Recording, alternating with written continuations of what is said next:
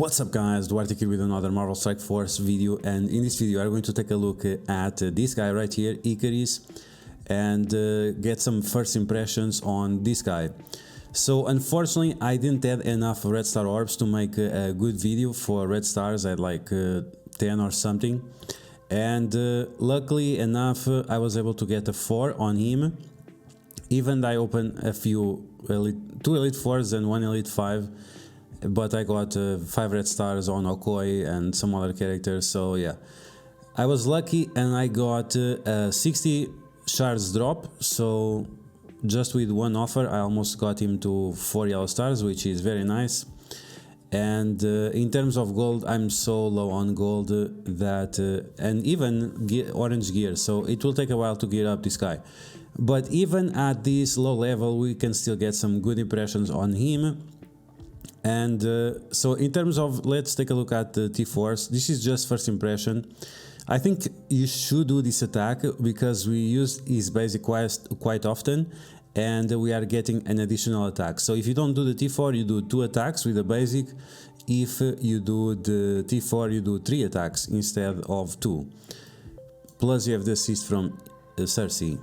Now in terms of the special, I think you should do the special, but it depends a lot on the matchup that you're facing.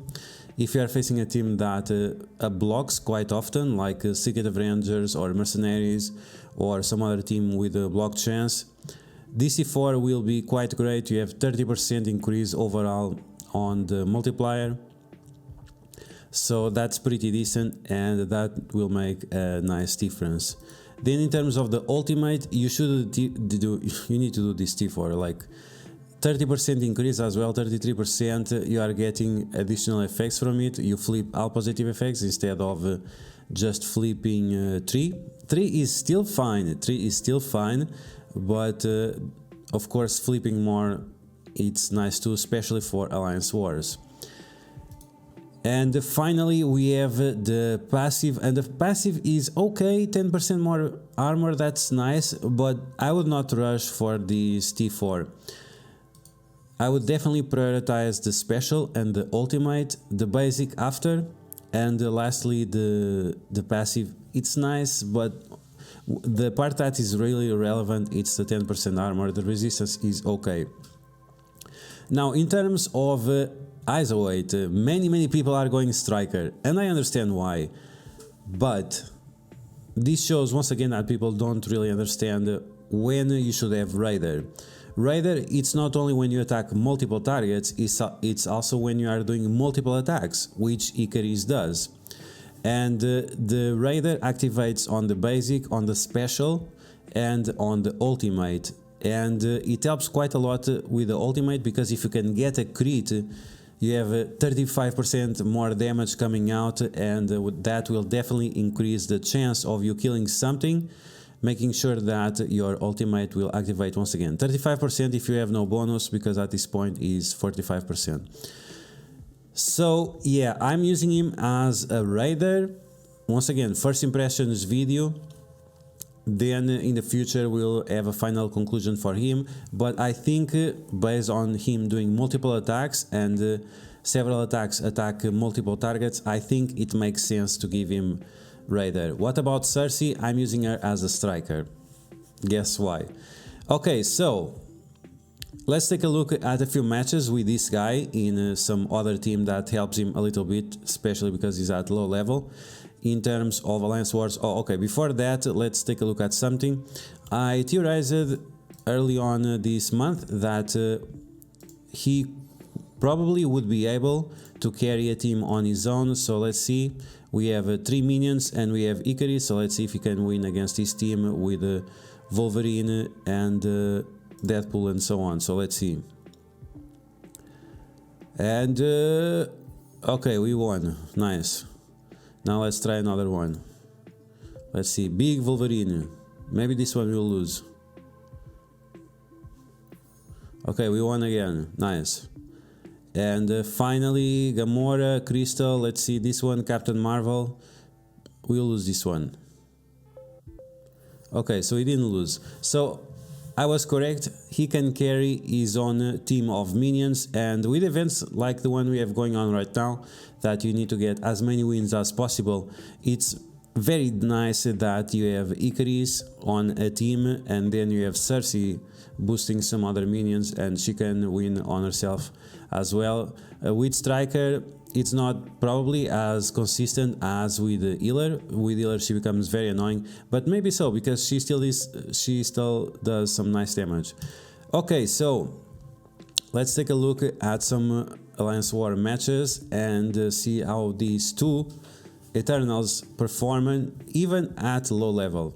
Now let's take a look at a few matches of the Eternals with a few help of these two guys from Power Armor plus Elsa Bloodstone. I'm not using them on any Alliance Wars team, and like this we can also benefit from the additional crit chance. So we are going against Mercenaries, so let's see how they do, if they can handle the first barrage of damage.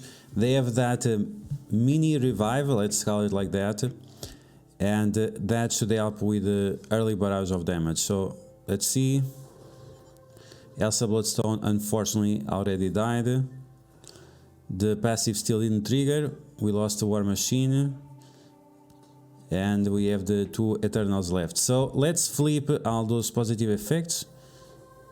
And let's go after the Merc LT. Now we are going to get additional attack from Cersei. Yes, okay, let's go. And now another mercenary bites the dust. And now let's go after the two tanks. They have the deflects. So this is kind of hard to see because it's so fast. It doesn't have a secondary animation. But you can see there that the attack landed multiple times. And now let's continue. So now let's stun Taskmaster. And now we have these two mercs, and that's pretty much it. So even when I can punch up against the mercenaries, easily done, and the gear tiers can't even compare. One was gear tier 13 and the other was gear tier 10 or 11, so huge difference, and they still did it just fine. Now let's take a look at this Asgardian team. On defense we have very big Ela, and once again we have everyone with gear tier 12, and that's higher than the characters we have right now, so let's see how it goes. Still 100k punch up, and this is especially beneficial for us because we are facing these minions, and because of that we can do additional attacks. We have over there the deflect from what's her name, from Sif. So let's see if we can do something about it. We have those defense ups going on there. Let's focus first on Loki because that's the most annoying character, because he puts everyone on stealth. Now we have the additional attack from oh, we didn't have the additional attack. Okay, so let's see. Now let's go after Thor. And everyone died, so now we have all these additional minions. Is this going to be a problem? Let's find out. Okay, so let's lower his attack. Now let's do Pum Pum to him, and now the ultimate from Hela, that's fine. And now we just have to basic to Oblivion. And can we do it? Of course we can, because Ikaris has insane basic attack. Okay, so all the negative effects were removed from Ikaris, additional basic, and now as long as we focus just on Hela, without Loki she cannot go on stealth, so it's very easy to deal with her. So we lose the Elsa Bloodstone, and now we go with Ikaris once again. Gear tier 14 or Gear tier 15 Ela, and we did just fine. Gear tier 15 actually, level 80. So huge gap in terms of the gear, and we still did just fine. Oh, look at that. Now we have 100k punch up against Guardians with Minerva, some kind of BKT, Tech Nerva, Tech Guardians. This team has many names, so let's see how they do. We are facing Vision, Minerva, which is the beefiest character, Groot, and Star-Lord. So first they start with the defense up. You have to see if they start with deflect, you might get more benefits of doing the special. Or if they start with defense up, you can do the ultimate. So let's go.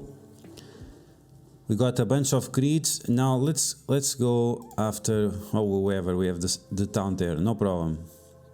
Since we have the taunt, we have the dodge now, and now let's do some piercing damage to Minerva. Now no need to use the ultimate. And now let's use the attack from Iron Man. We have the death proof there, that's fine. Ikaris removed the bleed from War Machine, so you'll be staying for one additional turn. We have that speed up over there, let's go. Minerva is already down, so now you just have to take care of Groot and of Rocket. So Groot is gone, and now Rocket will get destroyed. So very, very fun team. They can do some interesting stuff even at low level. Okay, so now you have a big punch up, 150k against Pim Tech. Let's see how they do, because we have Elsa. Elsa is great against these teams with many dodges, so it will be definitely even more interesting. Elsa, she has the effect of giving extra crit chance to every mystic character, so that's quite useful. Now against his team, they get buffs on the second turn, so we are going to save the ultimate for the second turn. Okay, let's go. Now we can flip negative effects, but we don't have any, so let's just do some big damage against Ghost and doing some turn rewind. Now all the positive effects will pop up. Now let's just do the basic to activate all those dodges. Also doing some funny stuff. Now let's go once again. Very, very low. We have some more dodges over there. Now we have the taunt, and that's perfect because Ikaris is going to flip all of that, and he is also going to remove the stun from War Machine. I hope. I think so. Let's find out. Okay, so yeah, he removed the stun. Very, very cool. Now we flip all those dodges into bleeds. We finish off with the girl. I don't remember her name. With stature.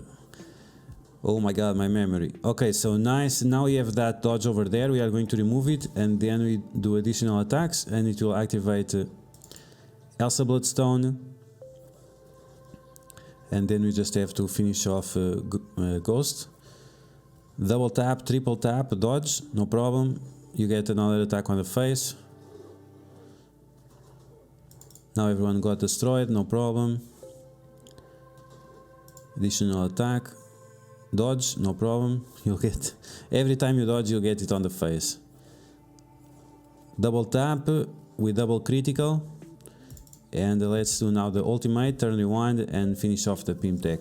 Another question everyone has on their mind: how good are the Eternals against the Heroes for Hire?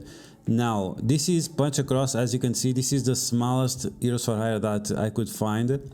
So let's see what can we do about it. Don't expect much, but the results might not be as bad as someone would imagine. Now, of course, you don't want to use power armor plus supernatural and whatever against this team, of course. But we have to see in the future which team are we going to use in order to deal with these guys. Okay, so War Machine was removed. Now Ikaris is getting destroyed. And now he has the second wind. Now we can use the special or the ultimate. Let's see, they don't have any offense subs, but let's go for the, I don't know, special or ultimate. Let's go after Shang-Chi. He's the strongest character here. We still have a weak Colin Wing, so I don't know, one of them. Okay, so let's go the ultimate, flip all those defense ups. And now with the Cersei, let's also do some damage over there. And now we can go after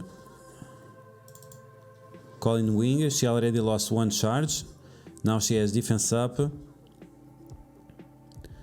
Ikaris removing the buffs. Okay, nice. Now we have the deflects. Let's see the multiple attacks that we do. Multiple attacks over there on on Colin Wing, and this is the problem, and this is why we might want to pair up the Eternals with a few skirmishers to make sure that we remove all the towns, because like this with one as raider and the other as a striker, it's not working out so great in terms of removing the towns. So far we removed one charge on Colin Wing, another charge on Luke Cage, which is better result than most team, and our characters are still pretty healthy. So let's see what else we can do. Okay, so we didn't flip that taunt, it's being a problem. Let's see. Cersei is stunned, that's fine, because Ikaris can remove that stun. Oh, he didn't, because there is way too many negative effects, so he can only remove one or two each turn, so maybe that's why. Okay, so now with all those death proofs, they are holding on quite a lot. Now finally Ikaris got destroyed, but overall I still think it was a good result. As you can see, she has another turn, and it was not the best, but with a few tweaks on the team, maybe they would, I would not say completely destroy the heroes for hire, but at least they will be able to deal with the smaller heroes for hire that you find every now and then. And like this, you will have 3 options against heroes for hire, not only the Infinity Watch and the Weapon X, but also Eternals together with some other characters. Okay guys, that's going to be the video. I hope you guys enjoyed. First impressions on Ikaris.